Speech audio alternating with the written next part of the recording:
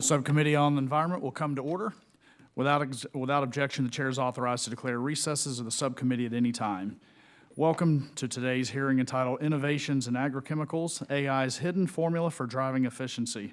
And I recognize myself for 5 minutes for an opening statement. And first, as I mentioned to our witnesses, I apologize for the delay in getting started.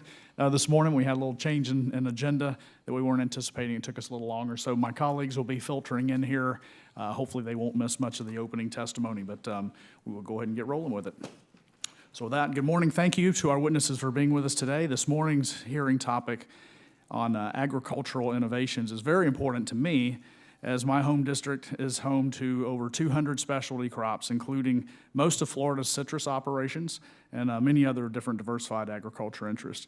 I represent what we think is probably the largest agricultural district east of the Mississippi, which is a surprise to a lot of people who aren't from Florida and think everyone either lives at Disney World or at the beach. But we actually have a lot of agriculture interest in Florida. We absolutely require safe and effective access to agrochemicals like pesticides, herbicides, insecticides, and fungicides, which are essential to keeping our crops healthy and productive. Today, we're discussing the current and emerging AI-driven scientific and technological advancements in agrochemicals. We will explore how artificial intelligence is transforming the industry by enhancing key functions such as research and development, testing, production, compliance, safety, reviews, and applications. In fiscal year 24, I was able to secure $4.5 million in federal funding for the Center for Applied Artificial Intelligence at the University of Florida's Institute for Food and Agricultural Sciences Gulf Coast Research and Education Center. It's a mouthful, but it's our AI Center for Agriculture associated with the University of Florida. That center will serve as a hub for statewide agricultural and AI initiatives and demonstrations with a strong focus on pest management. And in my district, citrus greening has devastated growers and weakened the backbone of Florida's agriculture economy. The research conducted by the Institute and other academic partners like the ones represented here today are critical to our discussion. These efforts are not only advancing pest management, but also lead to the breakthroughs that we need in agricultural technology to finally cure the disease that's killing Florida citrus. Additionally, EPA Administrator Lee Zeldin recently announced much-needed changes to address the backlog of over 504 new chemical reviews and 12,000 pesticide reviews that are well past the expected timelines under the Federal Insecticide, Fungicide, and Rodenticide Act, FIFRA, and statutory timelines under the Toxic Controlled Substance Act, TSCA. As a part of Administrator Zeldin's Powering the Great American Comeback Initiative, advancing American leadership in artificial intelligence is a central pillar, with a focus on supporting AI development through clean energy to position the United States as the global leader in AI. I believe this hearing will demonstrate what's possible with AI in agricultural review space and inform policymaking as the EPA continues to develop its AI plan. I'm eager to hear each witness's testimony and look forward to working with committee members to ensure the United States remains a global leader in AI-driven scientific and technological agricultural advancements. I now recognize the ranking member of the subcommittee for his opening statement. Thank you, Mr. Chairman, for convening today's hearing on innovations in agrochemicals. And thank you to our witnesses for sharing your insights. Now, Rhode Island may not be the first state that comes to mind when people think of agriculture, but we're home to innovative aquaculture and many small farms and producers, including Wright's Dairy Farm in North Smithfield and Phantom Farms in Cumberland, Rhode Island. Rhode Island's 1st Congressional District is also home to research institutions, scientists, and innovators working on the front lines of resiliency and sustainability. And in a state with a long coastline, finding solutions to the climate crisis is crucial to preventing long-term damage from sea level rise. Agrochemical innovation to reduce the harmful climate impacts of farming through artificial intelligence, data modeling, and chemical safety is important and matters to us. AI systems depend on a foundation of long-term, high-quality data. For the agrochemical sector to operate safely and effectively, models must account for shifting climate and weather patterns. But that foundation is under attack as we speak. The Trump-Musk administration has crippled the National Oceanic and Atmospheric Administration's data infrastructure and hollowed out its scientific workforce. Dozens of important data sets, reports, and services have been thrown out the window over the past several weeks due to what I believe to be reckless actions, actions that will be problematic and cause irreparable harm. Without accurate and transparent forecasting and climate modeling, farmers cannot react and plan ahead. So let's be clear, no algorithm is better than the data that it runs on. And if we let politics dismantle the very systems that provide the data farmers use to determine when to plant, water, apply pesticides, and harvest, we're setting ourselves up for failure. And that's across sectors, that's across states, that's across our entire country. We must also remember that innovation often begins with research at public universities funded by federal dollars. But these investments are being systematically eroded by the Trump administration. The president has paused billions of dollars in federal grants to research institutions and universities. That's going to cause delays to critical work, destabilizing programs, and jeopardizing the very pipeline of talent and discovery that fuels our innovation economy in this great nation. Our three witnesses today represent the direct benefits of federal investments in fundamental research. Thanks to federal funding, scientists at public universities throughout the country are working right now to develop AI models and data science that will make agriculture more efficient. The massive commercial and industrial opportunities available in agriculture today are only possible because of these fiscally responsible investments. But the Trump administration is not that interested in this research. They're trying to slash the National Science Foundation's budget by $4.9 billion. That's a 55% cut to our country's steward of basic research. It is the very agency that supports the underpinnings of agricultural technology, including AI. The entities that will be most hurt by these Trump administration actions are not academic elites. It's the rural institutions, agricultural extensions, and our community colleges, our young students who simply want to pursue and advance the field of science. Thanks to Trump, their opportunities are rapidly disappearing, rapidly. We all suffer without federal investment in science to address challenges in agriculture and climate. Businesses cannot maintain their advantage, workers suffer, and our global leadership is diminished. Innovation may be the topic today, but the foundation is science. And right now, that foundation is crumbling beneath our feet. I urge my colleagues to stand up for our federal scientific agencies and support current and future scientists. We need innovators to continue their work responsibly, ethically, equitably, and well-funded. So I say thank you to our witnesses. We look forward to hearing from you, and Mr. Chairman, I yield back. Thank you, Ranking Member Amo. I know Chairman Babin has interest in making a statement. When he arrives, we'll recognize him. But at this point, I'd like to turn it over to the Ranking Member on the minority side, Ms. Lofgren, for her statement. Thank you, Chairman Franklin and Ranking Member Amo, for this hearing. My district is home to the salad bowl of the world, which produces more than half of all the leafy greens consumed across the United States.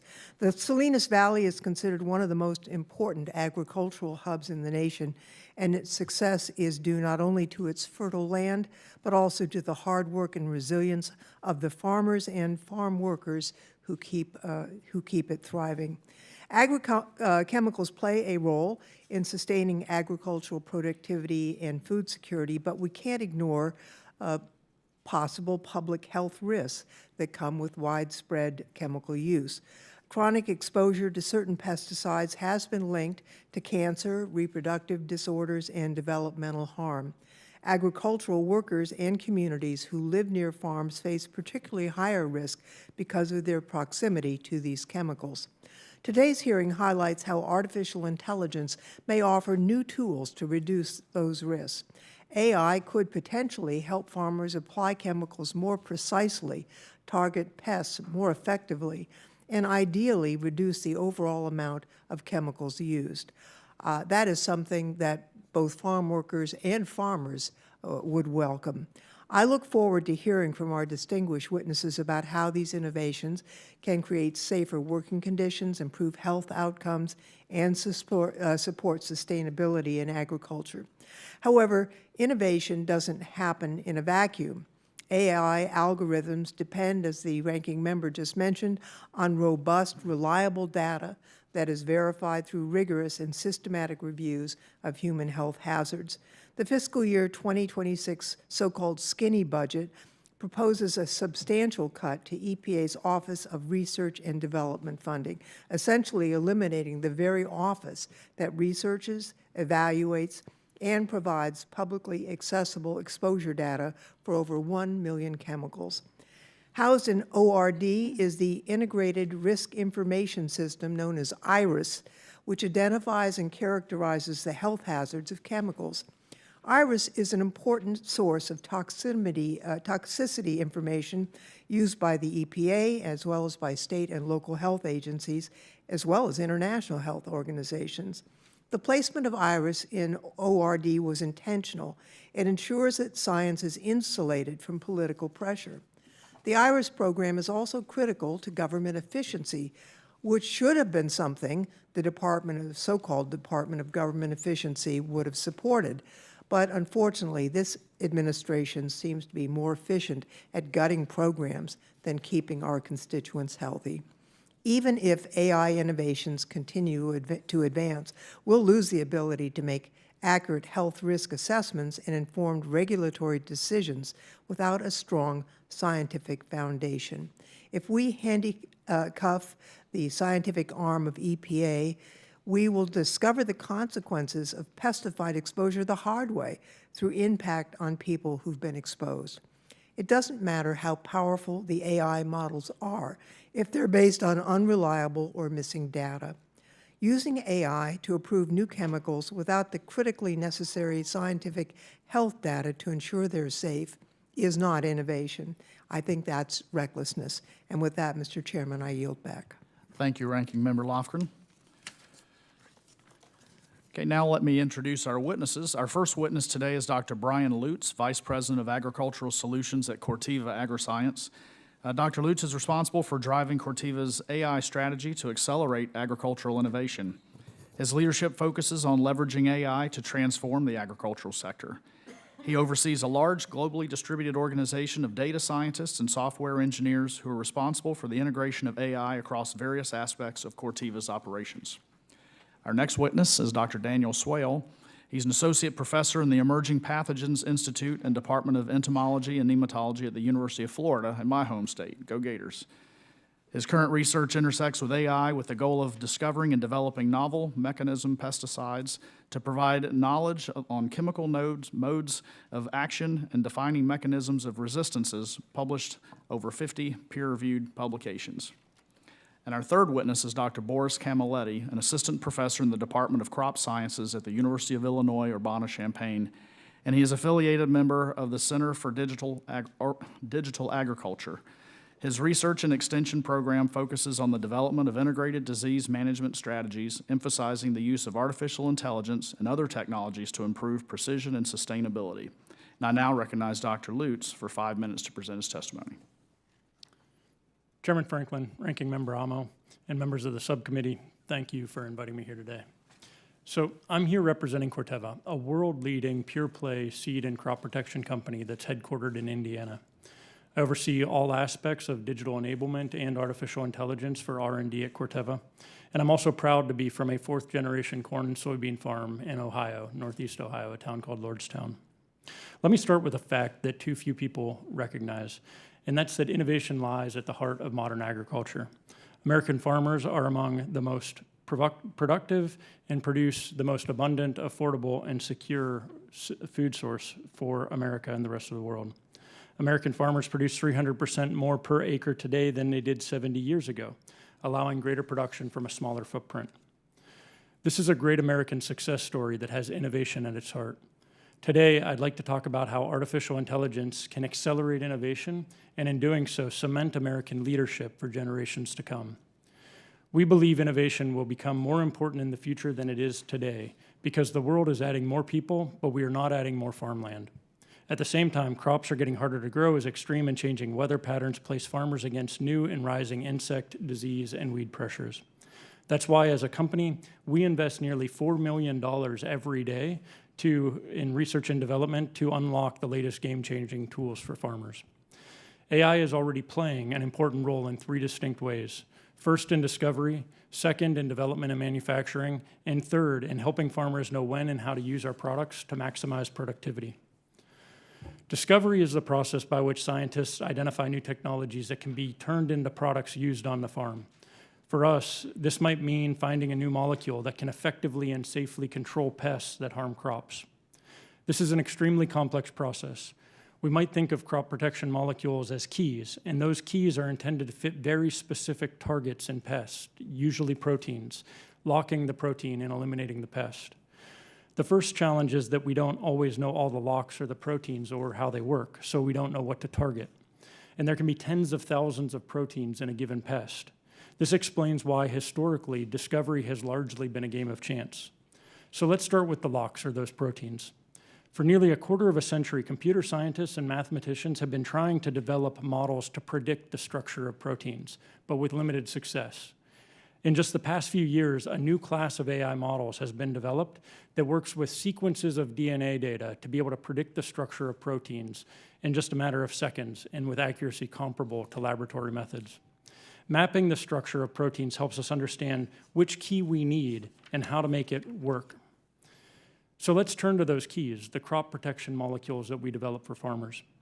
Not that long ago, we had to screen many thousands of potential molecules by applying them to pests in hopes of finding new ones that might be effective. Today, we're using AI to search the vast chemical universe for molecules that can interact with specific proteins within pests to keep them from harming crops. Our goal is specificity, to find a match that'll do its job and only its job, leaving the rest of the plant and surrounding environment and biodiversity intact. Bringing it all together, AI has revolutionized discovery by allowing us to trade randomness and chance for prediction, specificity, and design. We can now model proteins and molecules with unprecedented speed and accuracy. For example, we recently used a new AI model to model how 10,000 different molecules might be used in crop protection, all within a matter of just weeks. And the model was able to identify dozens of new potential crop protection molecules that our chemists likely would not have found otherwise. Corteva is also an American manufacturer. Our largest manufacturing site is in Midland, Michigan, and we have long led the industry in manufacturing innovation. AI has helped us continually optimize our manufacturing processes. For example, we use fermentation to produce some of our leading products. Over the past few years, we have used AI to both engineer the microbial strains that drive our fermentation reactions, as well as have used AI to optimize the reaction conditions. These improvements have allowed us to run manufacturing operations that are extremely efficient, which in turn have enabled us to maintain a strong manufacturing footprint here in America. Finally, AI is also helping us to better understand when farmers should treat each of their fields based on data related to the specific environmental conditions, predicted pest pressures, and their unique management practices. For example, we're piloting a fungicide timing model combining field-specific information with our internal data. This helps farmers know exactly when to spray to combat key corn diseases. The impact is significant. We regularly help them increase yields by 4 to 10 bushels per acre. Farmers appreciate this because it not only improves the sustainability of their practices, but also puts more money in their pockets. AI is transforming everything we do at Corteva. It's without a doubt one of the most profound technologies ever to be invented. We believe there's tremendous opportunity for our government to support and incentivize advanced innovation, including by leveraging the benefits of AI and to benefit American farmers. The race to seize the opportunity has begun, but America is not the only country on the track. If we want to win, we need to move smarter and faster than our competition. As an American innovator, manufacturer, and partner for American farmers, Corteva believes that with the support of our government, we will do exactly that. Thanks again for having me here today, and I'd be glad to answer any questions you have. Thank you, Dr. Lutz. I now recognize Dr. Swale for 5 minutes testimony. First, thank you, Chairman Franklin and the rest of the committee for the opportunity to testify in this honored house today. I am Daniel Swale, and I am an associate professor of insecticide toxicology and drug discovery and the Emerging Pathogens Institute and Department of Entomology at the University of Florida. My lab aims to discover and optimize new chemistry for control of insect, fungal, and bacterial pests of row and specialty crops, as well as insect and arachnid pests of livestock. These pests directly lead to billions of dollars lost in economic revenue, and for a variety of reasons, our ability to control these pests has become severely limited that justifies the need to develop new technologies. The United States has historically been a global leader and has dominated the landscape in innovation and development of novel agricultural technologies, including agrochemicals. However, we no longer are the global leader in agrochemical innovation or agrochemical development. Japan exceeds the United States in the numbers of first-in-class pesticides by over twofold, and China is near equal to the U.S. with total numbers of insecticides produced. Even more concerning, I personally believe the gap between other countries and the United States is expanding rapidly. One of the largest challenges to ensuring economic viability and sustainability of our agricultural industry is the shrinking number of pesticides available for rapid and effective control of pest populations. I believe the reduced number of efficacious insecticides and the inability to control these pests will be the primary driver of reduced sustainability of our agricultural industry. A prime example of this is the Florida citrus industry. This industry was valued at $9 to $10 billion a mere 5 years ago, and is now experiencing near collapse due to an insect named Asian citrus psyllid that transmits a bacteria to the citrus tree to prevent fruit ripening. Yet, control of this insect pest has become a tremendous challenge due to limited number of effective insecticides available.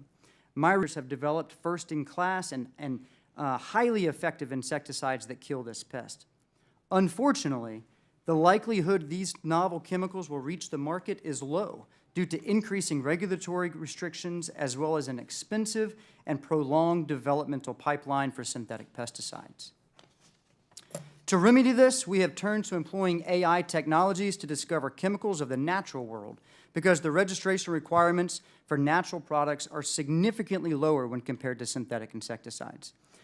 While natural chemistry is known to have the potential to for discovery and innovation of effective molecules, the historical barrier for natural chemistry has been the absence of technology capable of comprehensively understanding chemical structures and interactions at scale.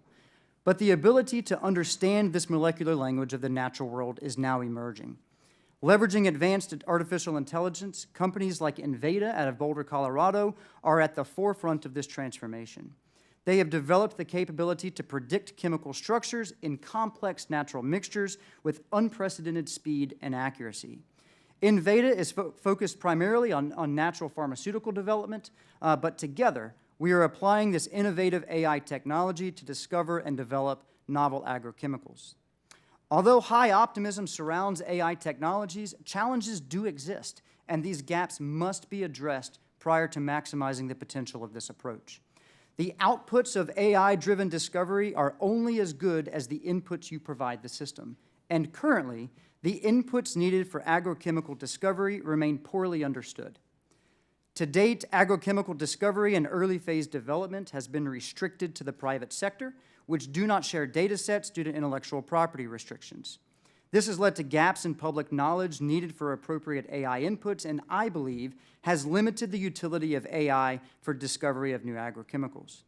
So how do we address this challenge? I believe AI enables public entities, such as universities, to play a key role for the very first time in the discovery of agrochemicals. This is due to their ability to test fundamental questions oftentimes not addressed by the private sector. Thus, involvement of the public sector into agrochemical discovery will allow fundamental data sets and AI inputs to be public that will promote advancement and innovation at the national and global levels. I encourage Congress to consider investments into academic institutions that can perform agrochemical discovery, which will promote public-private partnerships at the state and national level. It is here where we will find innovation and advancement of the agrochemical industry to restore the United States at the top of the podium for agricultural innovation. Thank you for the opportunity to contribute to this conversation, and I look forward to our discussion today. Thank you, Dr. Swale. Dr. Camilletti, you're now recognized for 5 minutes testimony. Chairman Franklin, Ranking Member Amo, and members of the subcommittee, thank you for the opportunity to speak with you today. I'm Boris Camilletti, Assistant Professor in the Department of Crop Sciences at the University of Illinois, Urbana-Champaign, and I am also affiliated with our Center for Digital Agriculture. My research focuses on improving plant disease management by using artificial intelligence, remote sensing, and other approaches to help farmers use fungicide more efficiently and sustainably. Originally from Argentina, I came to the US as a Fulbright scholar to study sustainable crop protection. Today, I lead a multidisciplinary team combining plant pathology, remote sensing, and AI to address one of the most urgent threats facing US soybean farmers, red crown rot. Red crown rot is a soyborne disease that was first detected in Illinois soybean fields in 2018. It can cause premature plant death and yield losses of up to 50%. It's spreading rapidly across Illinois, which remains the hardest hit state, and has also been confirmed in fields in Indiana, Kentucky, and Missouri. Because it survives in the soil for several years, it's extremely difficult to manage. Some farmers are even switching to continuous corn to avoid the disease, which brings its own sustainability challenges. What makes red crown rot especially challenging is that it's hard to detect in its early stages. The disease shows up in scattered patches, and symptoms often don't appear until late in the season. Scouting in the field is labor-intensive and impractical at a large scale. That's where artificial intelligence and remote sensing come in. My team uses satellite imagery and machine learning to identify red crown rot hotspots in the field. We train the models with high-resolution spectral data from visible to near-infrared bands and use ground truth observations to teach the algorithm what disease plants look like. These models can detect disease areas, and just as importantly, they can track disease progression over time. This technology has real on-farm impact. We are building tools that generate prescription maps, so instead of applying fungicides across the entire fields, farmers can target only the infected areas. For example, if only 25% of a field is diseased, our approach could reduce fungicide use by up to 75%. This strategy reduces cost, protects the environment, and helps preserve the efficacy of our fungicide tools. We are now preparing on-farm trials to compare traditional uniform applications with AI-guided site-specific treatments. These trials will help us measure the yield, disease severity, and chemical use side by side, so we can show growers what precision disease management looks like in the real world. Beyond soybeans, this technology has broad potential. It can be adapted for rust diseases in corn and wheat, for tree crops like almonds and pistachios, and even for weed detection. It's a platform for precision agriculture that reduces chemical use while improving control. This work is possible thanks to the collaborative environment at the University of Illinois and our Center for Digital Agriculture. This center brings together scientists and engineers across disciplines to solve real-world problems in agriculture. It provides the infrastructure, computing power, and partnership we need to develop these tools and bring them to farmers. I also want to highlight the importance of land-grant research. At the University of Illinois, our mission is to serve the public. The AI technology I've described today were made possible by public investment, including hedge funding and support from farmer-led checkoff programs such as the Illinois Soybean Association. Public support ensures that the tools that we develop serve the public good, helping farmers make better decisions, lower input costs, and manage diseases with greater precision and less environmental impact. In closing, I want to emphasize that AI is not just a buzzword in agriculture, it's a practical solution to a real problem. With red crown rot, we have a narrow window to act. AI-driven tools give us the ability to detect the disease early, respond quickly, and use chemicals more responsibly. This is the future of crop protection, and your support makes that future possible. Thank you, and I look forward to your questions. Thank you, Dr. Camilletti, and I thank all of our witnesses for their testimony. I now recognize myself for 5 minutes of questions.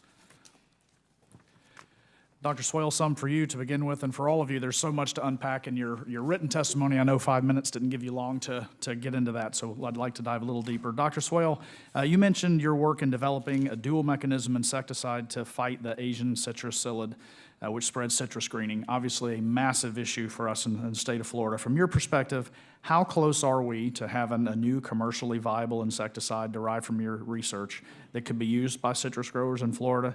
And what do you need? What kind of support or partnership do you need from the federal government that would help accelerate that? That's a great question. I think that we have commercially viable compounds that can contribute to the decline of citrus. Unfortunately, these are synthetic insecticides, and the regulatory pipeline is prolonged and unbelievably expensive. So the direct answer to your question is I don't think we're close at all, even though we have the tangible compounds in hand. And that is why I'm very excited about opportunities with companies like Inveda, because identification of natural compounds can mitigate this prolonged and arduous process that ultimately usually results in failure. So if we're able to identify natural compounds, that we can potentially have something that can be field ready in a few years. So for those of us that aren't deep into the science as you are, can you explain a little bit about how AI specifically will help with those natural alternatives versus the synthetic? I mean, why is it different? Yeah, there's a number of differences, and my colleague here from industry might be able to expand on it a little bit. But the natural world is largely untapped due to the complexity of the chemical structures and how you obtain these how do you get the molecules out of the plant. AI is contributing to that quite significantly. So AI just will assist in the speed, just because of the vast Speed and numbers being you're able to understand what this molecular language actually looks like. Natural compounds are very, very bulky and huge and look funny compared to synthetics. So how do we parse that down and utilize this? We haven't been able to wrap our head around that, but it appears as though artificial intelligence has begun to pick up ground on that. Right. Dr. Lutz, could you comment on that? Yeah, absolutely. To the point made by Dr. Swell, I mean, natural products, naturally inspired products have a greater complexity than synthetic molecules. Synthetic molecules tend to be small in size, biologicals, and natural products are much larger and more complex. So not only with the speed, but when you think about the vastness of chemical space, it is almost impossible for us to understand as humans how many potential molecules could be out there to be able to interact with pests to prove as effective crop protection molecules. AI models allow us to work through this space at speeds completely unprecedented. At Corteva, we have been moving into this space, to Dr. Swell's point, in part due to some of the regulatory considerations with the amount of time it takes to get new synthetic molecules approved. So we see moving into this space as an area where we can help bring new and effective innovations to farmers faster. But it is an extremely complicated space that AI is letting us distill.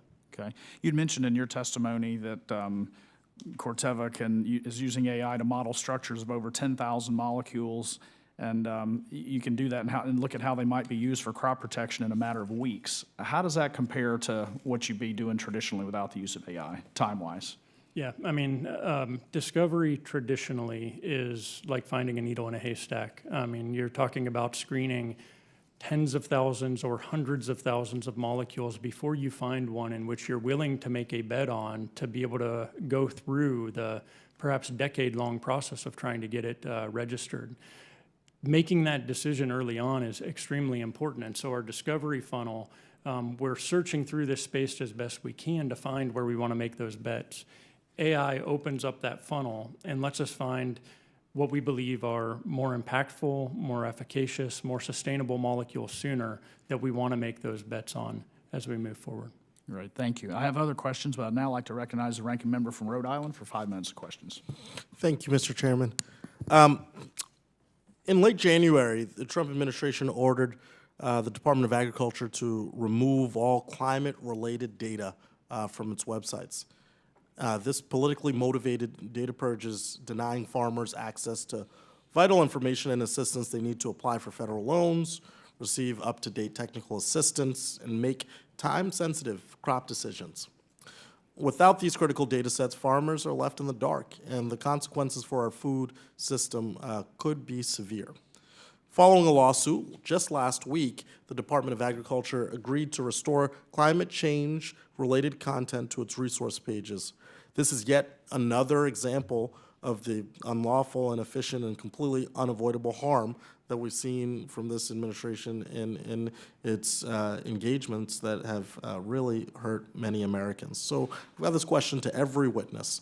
Can you speak to how federal data sets support or enable research into agrochemicals, and how would research or innovation capacity be impacted if access to publicly available data were reduced? I'll start with you, Dr. Lutz. Yeah, I mean, it's very important to understand sort of the chain of what we do in order to deliver AI-enabled technology to farmers. Not only does it deal with how we apply models to finding those solutions, but it requires on the models themselves, in which we have depended on very important industry partnerships to develop those models. Those models can actually then be traced back to basic research that has been done at our universities for the last half century that has set the stage for how we build these models. And of course, the models themselves sit atop a data foundation that we absolutely could not develop AI models without. We do depend on the many data sets that the government has supported over the last several decades to be able to drive innovations for farmers. The fungicide timing models that I've mentioned that we have been developing do rely on climate data that we get from the public sector to be able to deliver those. I'll say that I think federal funding has been a foundation for which major breakthroughs and innovation is built. I personally believe that a commitment in fundamental science by the federal government is critical for the U.S. to remain at the leading edge of innovation and advancement. Our university has asked the question of whys and hows, and without an understanding of why and how a system works, it's challenging to innovate. Dr. Camilleri. Yeah, so I think you highlighted very well that in order to train this model, we need to have very robust data. And to do that, in our case, for example, we need to go and sample as many fields. We need to travel. We need to go to every field to record data to train these models. And that is done with workforce, with students, with postdocs. So specifically for this project, we have some proposals that were going to the USDA, and those programs were put on hold. That is impacting us, our workforce, in our ability to go and collect real good and robust data to train these models. We rapidly found another program at the NSF with the cyber physical systems where we will be submitting this proposal in order to support our students and postdoc. Yeah, and you know, look, I think it's important to hear from you directly about how foundational the partnership with federal funding, your institutions, supporting the private sector. There's a robust amount of partnership that unlocks possibility, that gets us on the first steps of innovation. And again, we have seen action that cuts right at that and undermines our capacity to grow. A recent Forbes article estimated that the Trump administration's proposed National Science Foundation and National Institutes of Health cuts will cost, not save, American taxpayers $10 billion annually. These cuts dismantle our pursuit of basic research that has consistently generated strong dividends for the public. Every dollar in basic research generates about $1.40 to $2.10 in economic output, and I believe that's a conservative estimate. And without this basic research, we will not have the information needed for industry to perform applied research and innovate new products and processes. And so my time is set to expire, but I do want to echo what you have said both in your testimony and response to that first query, that we need this partnership, we need that foundational data in order to get this work done. And with that, I yield back. Thank you. I now recognize the gentleman from Alaska, Mr. Begich, for 5 minutes. Thank you, Mr. Chair. First question to Dr. Lutz. While AI has greatly accelerated proteomic target discovery, how is AI being used to ensure that we don't see unintended consequences of such deployments? Yeah, I mean, with any new technology that yields a lot of opportunity like AI, we also have to look at the other side of the coin, which are the risks that it can bring as well, especially when we look into the biological and the chemical space. Models, if used inappropriately or trained inappropriately, can be used to create technologies that are of not good intent. We strongly encourage that all players in industry or elsewhere that are creating these models take precautions to not train models with data that potentially makes them available for inappropriate use. We also have to put in place simple and common sense, I think, frameworks to be able to do testing, red teaming, trialing of models to assess their ability to produce dangerous outputs.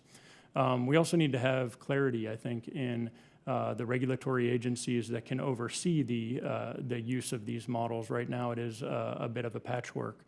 I also would caution us against allowing this to go to too local of a level where we'd end up with a patchwork set of regulations that might be established at the state level that can be very difficult to navigate how these models are used more broadly. We certainly have to look at the safety of these models, but we just need any regulations to not hamper the ability to innovate with them. Just to get a sense, and this is open to anyone today, how much do we think yield per acre might be improved through AI-led agriculture management practices? What's available to us? What's at stake? It's considerable. I mean, I'll start, but if you start thinking just about yield potential, and I'll use U.S. corn as an example, we know that we can produce on the best yielding acres over 600 bushels per acre, and yet national yields are around 180 bushels per acre. Much of that loss is driven by controllable factors, many of which can just be mitigated by using products much more effectively, so applying at the right time to avoid losses. But then when you go beyond that, the ability to leverage AI to identify attributes that we can then improve crop genetics, the seed genetics, there's tremendous additional potential there. And then, of course, once we get to the crop protection products themselves, to make them more specific and more efficacious. Truly, we're at a point where I believe whether it's acute or targeted impacts that are affecting agricultural production in any of your states, or for our ability to meet the growing demand of agricultural globally, there is very little that these technologies can't solve or help support. Yeah, I'm going to defer to my colleague here. That's a little downstream of me. I work upstream in discovery and early phases of development. So.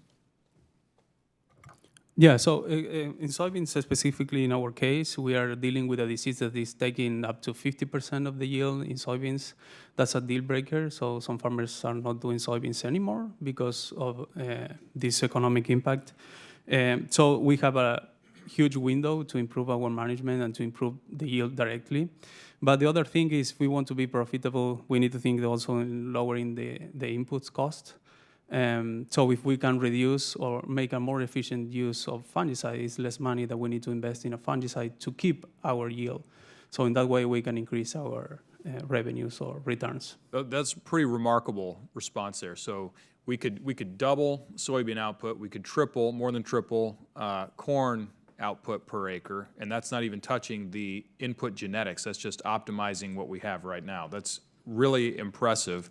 And I think it highlights just how important it is for us to make these investments in AI-driven productivity gains in agriculture, because as productive as the American farmer is, they have the potential to be much more productive going forward.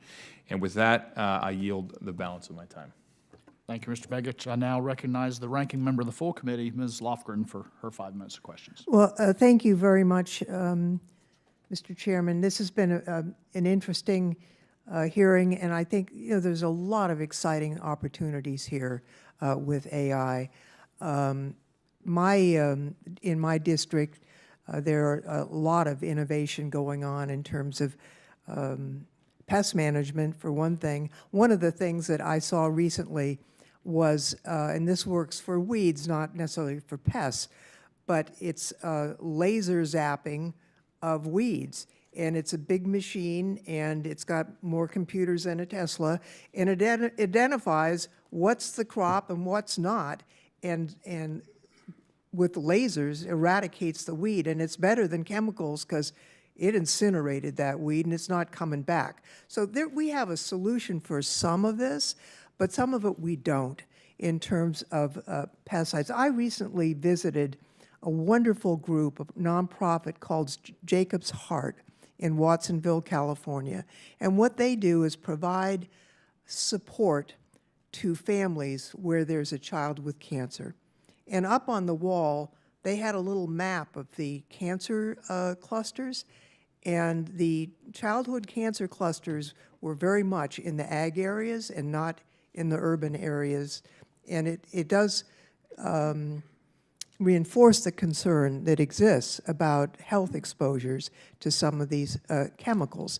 So the idea that we could find new efforts to fight these pests that were less harmful is really an exciting opportunity. Here's my question. You're using AI to find, to unwind proteins, to find new approaches, but you could also use AI to evaluate the health risks. However, I'm wondering about the database that's available to you that's proposed to eliminate iris. I don't know whether that's sufficient now to utilize AI to test what you found against health risks, or what could be made available. Anybody's got an answer to that question, I'd love to hear it.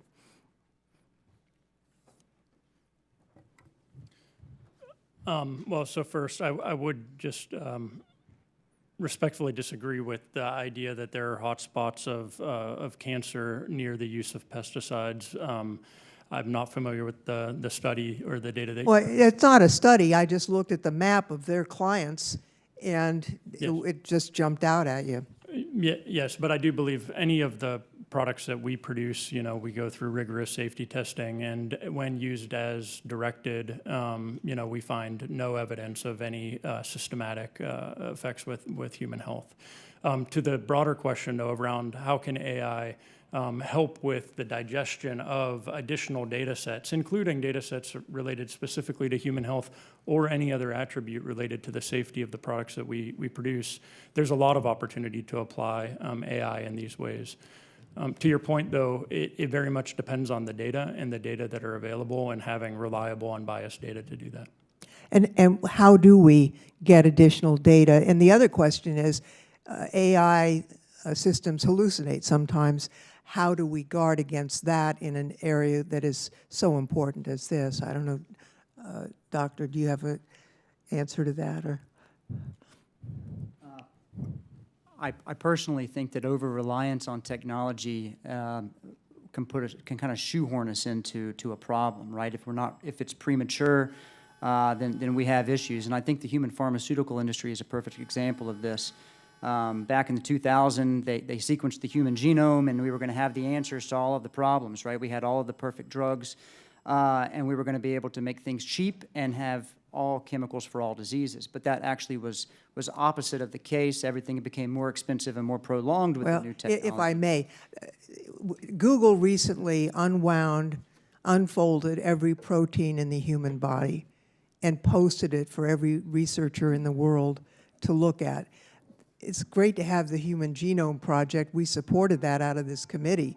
But without that advance, there was a limitation on what could be done with it. And I think there's a lot of reasons why pharmaceuticals are cost through the roof, including some that are, I don't agree with President Trump on many things, but they are being, the costs are being reduced in other countries, and we're covering the cost of the research. So I don't think that's a direct Well, I would enjoy the correlation. opportunity to continue with you. Because, I would too. Because there are many studies about showing the drivers of what happens when you over-rely on technology. Ultimately, it comes back, but you have to have the databases and thus the inputs to inform that model. I see my time has expired, Mr. Chairman, so I will yield back. Thank you, Ms. Lofgren. I now recognize my colleague from North Carolina, Mr. Rouser, for 5 minutes.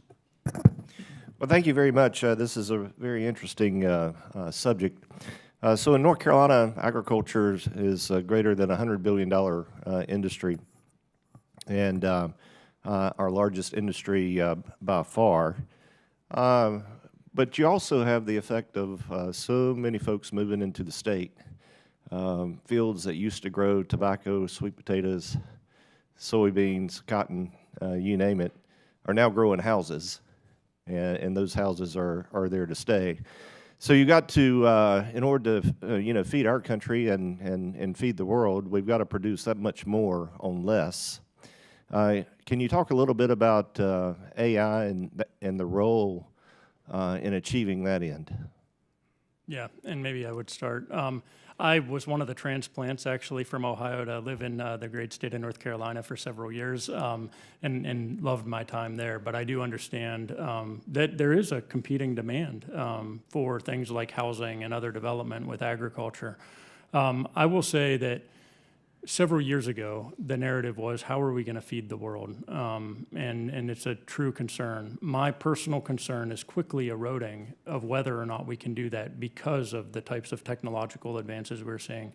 I absolutely believe that this is possible. I believe the challenge is just making sure that we can get those technologies to market because of the points that we were making earlier. The ability to increase productivity per acre is still quite tremendous.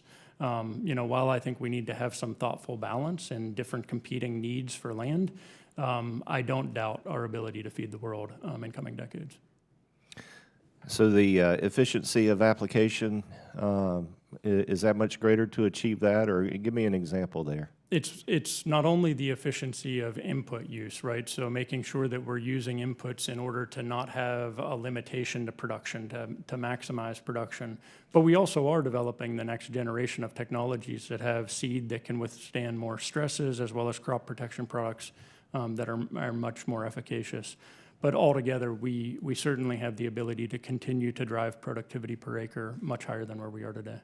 You hit on something that's I think more true today than it has been in the past, or at least it seems so, is where, say you start off the year, it's really, really dry and hot, hard to get the crop out of the ground, or the converse where, it's really great the first part of the year, you get the crop out of the ground, and then you just have baking sun for 2 or 3, months, very, very dry.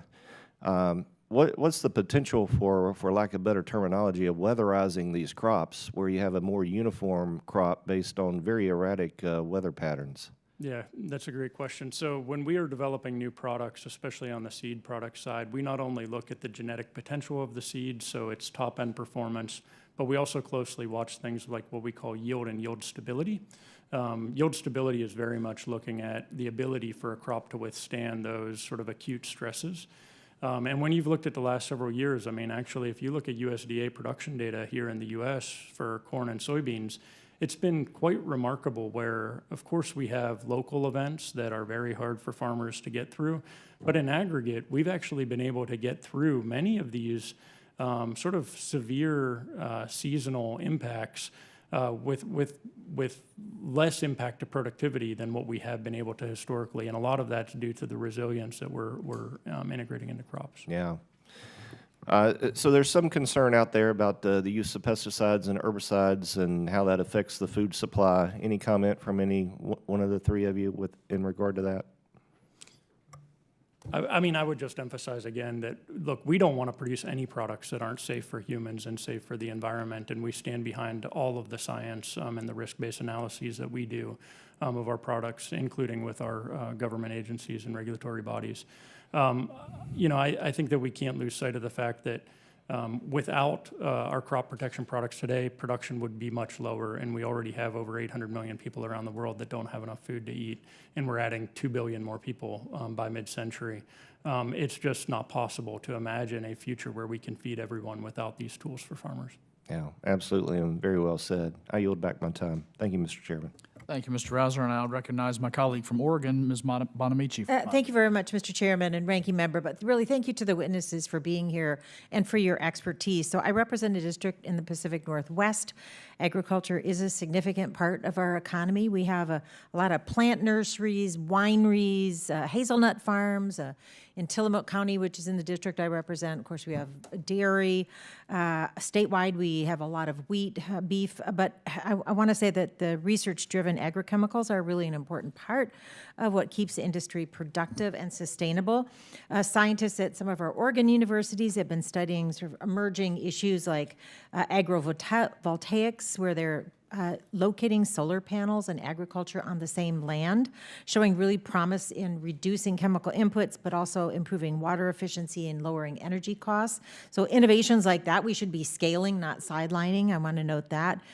Concerned, of course, about the recent staff cuts at the Agricultural Research Service, disrupting some of the work in Oregon, but also on critical issues like weed control, specialty crop breeding.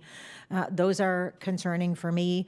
I look forward to exploring in this committee how we can strengthen this ongoing innovation and protect public health and the environment and support farmers. But I do want to note, particularly as a member of the bipartisan AI task force, that I certainly recognize the potential, tremendous potential with artificial intelligence, but we have not yet addressed the privacy, security, and bias issues. We wrote a report. A report's not policy, so we don't have that federal policy yet. And I know you're concerned about 50 different standards, but we have to have something in place at the federal level. Dr. Swale, you mentioned that the outputs are only as good as the inputs. I agree with that. We have workforce issues as well. And I also share the concerns raised by several of my colleagues about cuts and layoffs at science agencies, especially NOAA, the National Weather Service, some of the pesticide reduction work I did at the state level. I know that weather forecasts are really critical for application of pesticides. And Dr. Swale, I noticed you had grants from NIH, NSF, USDA. Also, what's happening with I'm on the Education Committee as well, and the Higher Education Subcommittee. I'm extremely concerned about attacks on higher education, especially land-grant universities. Thank you for mentioning that. Also, thank you, Dr. Camilletti, for being here as a wonderful example of the contributions immigrants bring to our universities and to our country. So, Dr. Camilletti, how would the federal workforce reductions at USDA, like those that are affecting weed control and especially crop research, how would those affect our capacity for additional development in AI-supported agrochemical work? Sorry, I don't know if I understood correctly the question. Well, we're seeing workforce reductions at USDA. Yes. Especially, I'm concerned about reductions in the work that USDA does on weed control, specialty crop research. How would these reductions take away from our ability to do more innovation in this area? Well, specifically in our case, we collaborate very closely with the USDA and was affected by all this situation. But again, it's affecting the workforce. We don't have any, now we don't have any students or postdocs that can help us to collect the data that we need from the fields to be able to improve these models. These models rely very heavily on the type of data that we get, and they need to get more and more data every season in order to be improved. And that needs more workforce. So in that particular situation, it's less collaboration projects that we have together to support this. And we're hearing that people who are graduating with degrees in science fields and engineering are being recruited by other countries. I mean, it's with the cuts at our science agencies, it's really concerning. Dr. Swale, I think about my producers, small plant nurseries, the smaller specialty crops. They might want to adopt some precision tools to help them reduce agrochemicals, but there's costs and training barriers. How can academic research help scale AI technologies that can benefit these small as well as the larger producers, and what successful extension or public-private models would work with the specialty crop sectors? This is a great question. I think that AI allows, and I see we only have 30 seconds, so I'll be brief, but I think AI allows universities the opportunity to participate in the discovery pipeline all the way from the beginning to the end. And we have all of the pieces in place. A lot of universities, University of Florida included, have supercomputers and major investments in artificial intelligence, as well as the expertise to be able to design these molecules. What we really need is to be able to leverage the collaborations that we built with small startup companies such as Inveda that can kind of put all of these pieces together and actually begin to to exploit the technologies that are there. Thank you. And as I know I'm out of time, but as I yield back, I just want to emphasize again the importance of the basic research done at our universities across this country that leverage dollars in the private sector. And I yield back. Thank you. All right, thank you. I now recognize our representative from California, Mr. Fong. Thank you, Mr. Chairman. Thank you for allowing me to join you all on this this vitally important topic. I don't serve on the subcommittee, but the chairman was gracious enough to allow me to waive on. I represent the food production capital of California, the Central Valley, and so this is a very important topic. For multiple growing seasons, cotton farmers in my district have been hamstrung by bureaucratic red tape, preventing them from using otherwise effective agrochemicals to combat the extremely destructive lygus pests. Like the chairman, I have citrus. The Asian citrus psyllid is a grave concern to us. I've got grapes, almonds. We have the glassy wing sharpshooter. I can go to the laundry list of pests that we're trying to deal with. With the certification process for EPA labels taking upwards of 13 years to complete, it's imperative that we streamline the process from R&D to application to ensure growers have access to vital and safe pesticides that allow them to produce affordable food for our nation.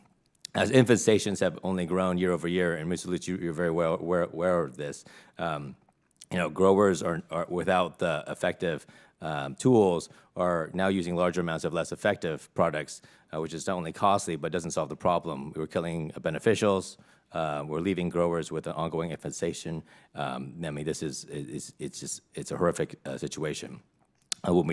So that's why, in your testimony, Mr. Lutz, you shared how AI is accelerating the new product discovery and development process, bringing even more effective pest management tools to the market. How can Congress restructure the label approval process to ensure that these effective new tools can get into the hands of growers faster? Yeah, thank you, Representative Fong. I mean, it's a great question. It's probably one of the most daunting things that weighs on my mind.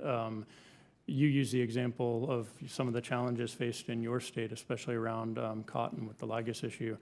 This is what makes it particularly challenging, right? Because there's a great technology in the market already that can help mitigate a lot of those losses. So as we think about our opportunity to develop new technologies, it becomes a bit challenging, right, to think about the requirements to make those investments to bring new technologies to the market when existing technologies are already blocked.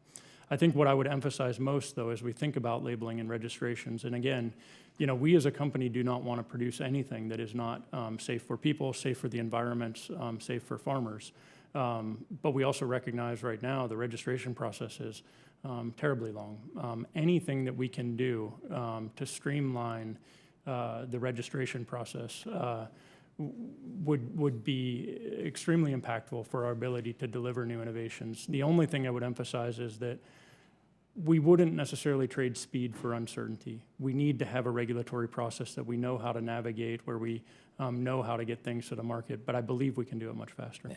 And then this is the important piece, as AI allows us to screen and develop these new tools, we have to get into the market, and that's the tension that's there. We've seen it in California. I'll tell my colleagues, the state of California allowed farmers, instead of using a tool that they knew worked, was using a tool they didn't think worked. They thought would work, but it didn't, and it killed beneficials, and it led to more pest outbreaks, and that's something that we want to avoid. I want to ask Dr.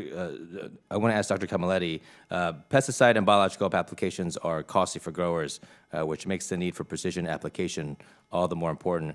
Your research in terms of AI and satellite imagery for targeted intervention, how can both growers and pesticide manufacturers leverage AI to improve the efficiency of their operations through precision application, timing, and methodology? Yeah. I used to live near the Fresno area, so I'm very familiar with the Central Valley. In that case, we had some diseases in pistachios orchards, for example, and I think AI has a strong potential to identify this disease before that we can see it with our eyes. That is because there are some changes in the canopy that we can detect with remote sensing that we don't see with our eyes. That is the key, because that will affect the timing of the fungicide applications.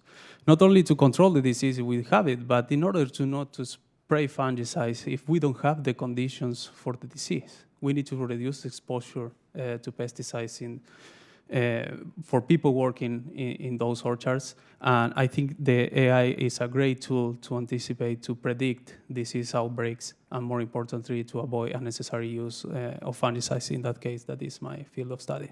No, I appreciate that.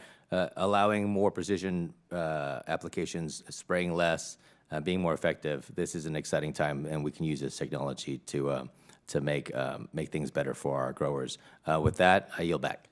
Thank you, Mr. Fong. And now I recognize my colleague from North Carolina, Representative Ross, for 5 minutes. Well, thank you, Mr. Chairman, and thank you to all of the panelists for being with us today. As you know, innovation in the agrochemical industry has transformative potential, not only for the United States and global agriculture, but also for institutions leading the charge in research, development, and education. North Carolina State University, in my district, a recognized leader in agricultural research, is harnessing the power of new technologies, including artificial intelligence, to advance sustainable and efficient agricultural practices. Through AI-powered data analytics, the university accelerates the discovery of new agrochemicals, optimizing formulations to improve pest control, disease management, and crop protection.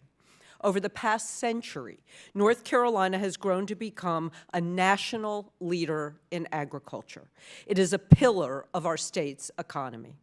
Some agrochemicals used on our farms and across the United States have had a significant environmental and public health impact, not always to the good. Long-term exposure to harmful chemicals, particularly from non-organic food products, has raised concerns regarding the safety of both consumers and those involved in food production.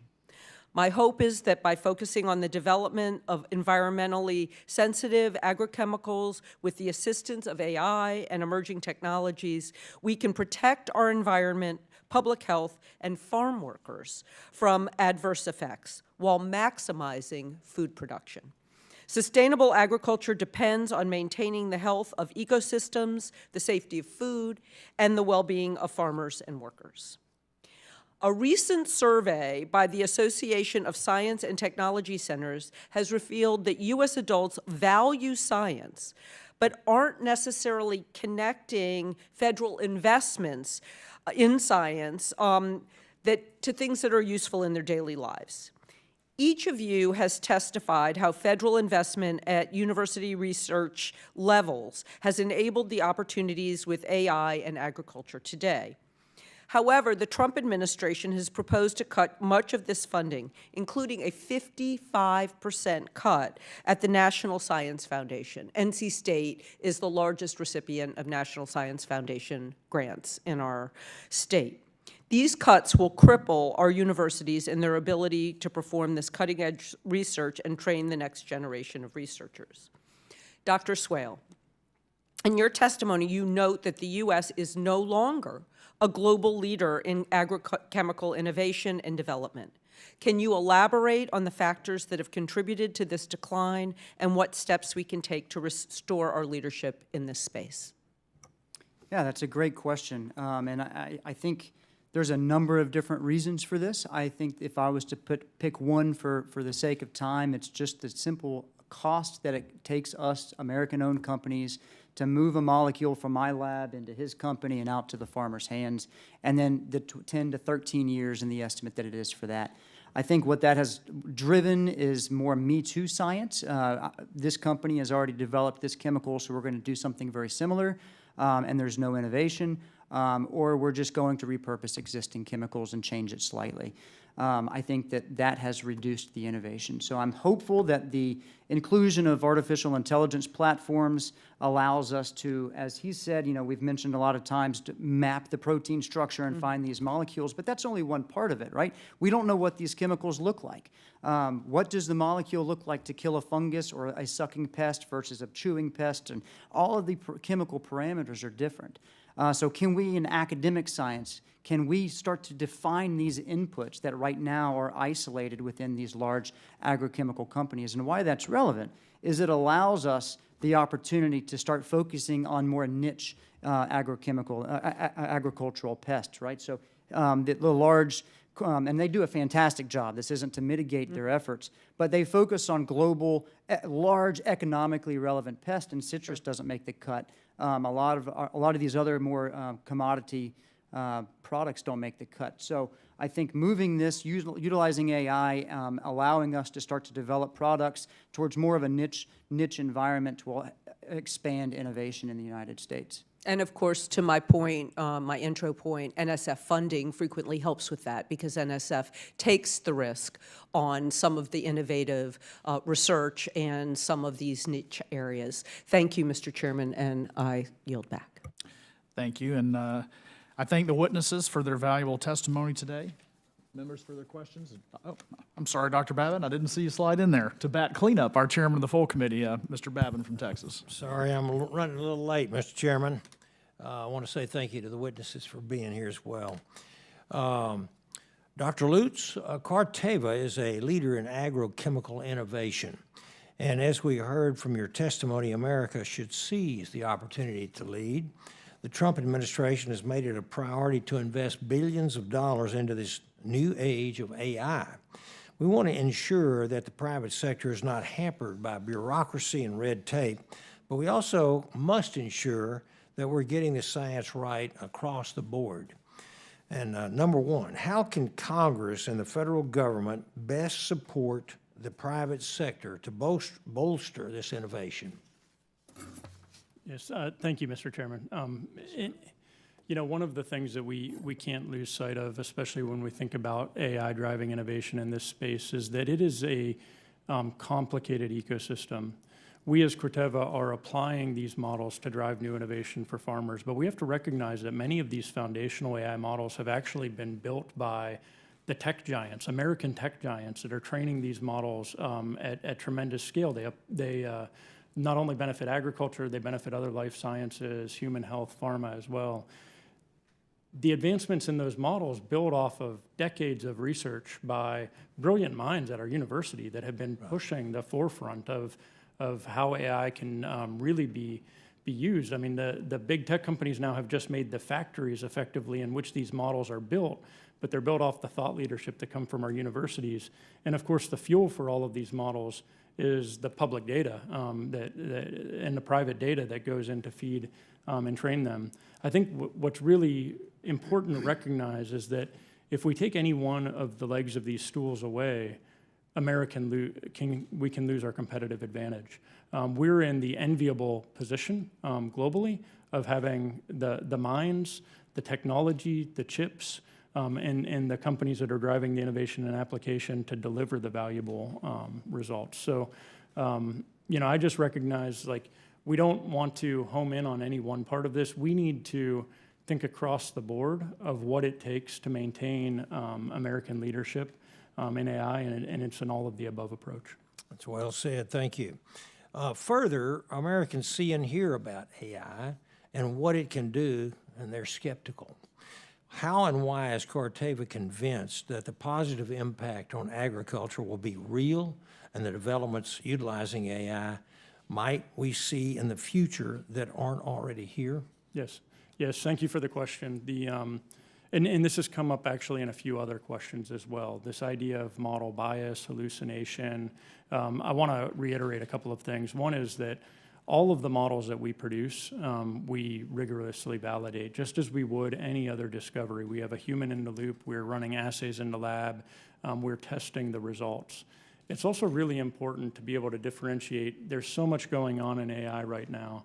There's an entire class of models that are focused on natural language processing. Think of all of the chat bots and the agents that are getting wrapped around products and put into software. Those are certainly capable of hallucinating, and software companies are looking at how do they control those models to avoid those misbehaviors. When we're applying these models to things like biology and chemistry, it's not a matter of can it hallucinate, because again, we test it. It either works or it doesn't. And so again, we're testing it to show that these models truly do work. It is not a hypothesis, is AI going to change the way that we can innovate in agriculture? We know it to be true because we're already seeing the results in what we're able to discover. Excellent. Okay, Mr. Chairman, that finishes me up, so I yield back. All right, thank you, Chairman. And again, I thank the witnesses for their valuable testimony today and the other members for their questions. The record will remain open for 10 days for additional comments and written questions from members, and this hearing is adjourned.